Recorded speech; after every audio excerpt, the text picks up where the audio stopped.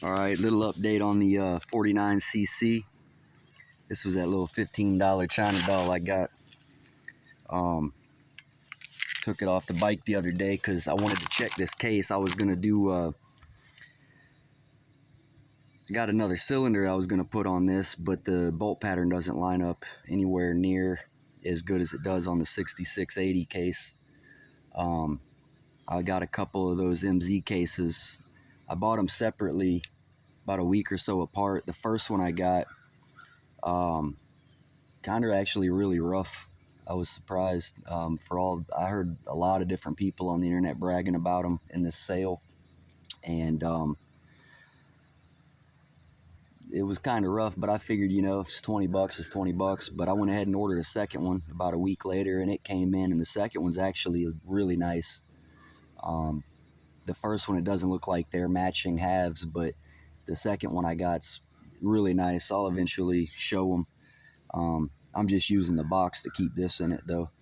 And I gotta say, this is my first time ordering from MZ. One of the best parts about ordering is just the packaging. This packaging makes you feel like you're getting a Christmas present, I swear.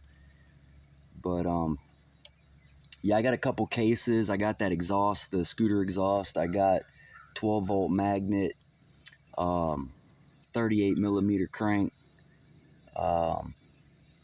several other things. I got all kinds of stuff because that sale was going on. But anyways, I took this thing off, and the first thing I noticed was the piston cracked. And I was very surprised to see that. So after looking at it, see, there's no gouges in here. That's just transfer. That's just aluminum transfer. There's no gouges. It's real smooth.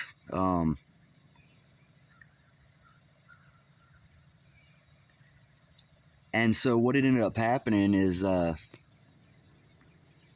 was up late one night, and that was when I put this thing back together. I hadn't had a lot of sleep, a lot going on with the holidays and work and all that.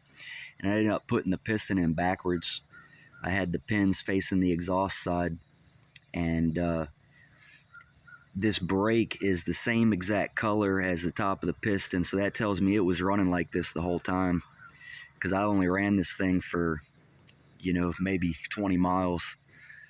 Doesn't have a lot of ride time on it. But it looks like what happened is when the piston went down, it caught on its way down and it broke that ring. And when it broke that ring, it broke the top of the piston off. And I'm assuming they both went out, both the piece of the ring and the piece of the piston went out the exhaust as it was going down and breaking off. It just went out the exhaust. Because this cylinder, it doesn't have any big chunks or anything. It's got all these vertical lines. It looks worse in the camera than what it does in real life. This one here is the only one you can feel with your fingernail. There are several. But the cylinder really, that right there, I think is right there where it caught. Yep, you could see it right there. So it caught on the way down, broke the ring, popped the top of the piston, and they flew out the exhaust. I wouldn't be surprised if they're still in the expansion chamber. I haven't checked. But that's that cheap expansion chamber with that long header pipe. It's got a P-trap in it, like a sink. I wouldn't be surprised if those pieces are still down in there. I'm gonna have to go check one of these days. But so it didn't do a lot of damage to the cylinder. I think all the damage to the cylinder was done from that half a ring. But yeah, it just snapped that ring, snapped the ring, snapped the top of the piston off, flew out the exhaust. Absolutely nothing on the head, no other marks on the piston. There we go. No other marks on the piston. So yeah, I was surprised it ran as good as it did. It didn't have any torque, but with that, when the ring's still on there, you're looking down at the ring basically.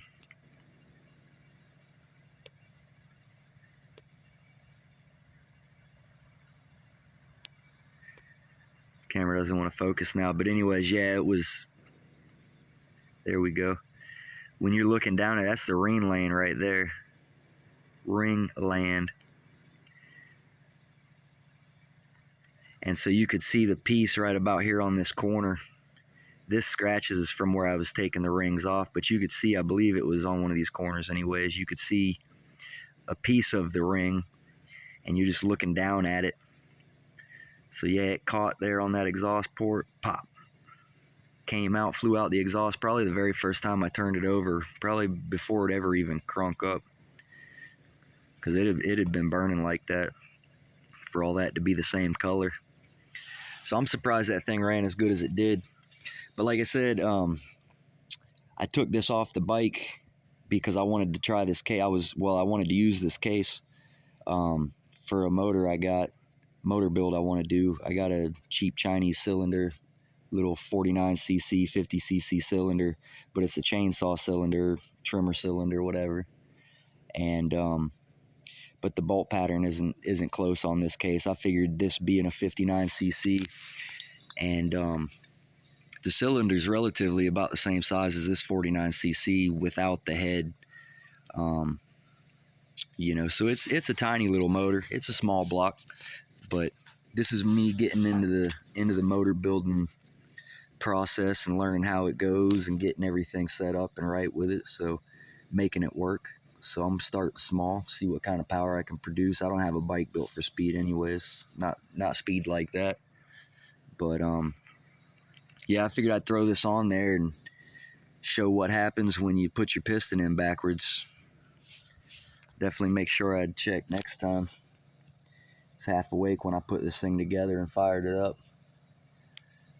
So that's where we're at with the 49cc, and if I can get some progress made on the Del Mar build or this other motor I'm starting to work on, we'll touch base again. I've had another shift change at work, actually changed positions, so I got a new job at my new job with a new schedule, so things have been pretty wild lately.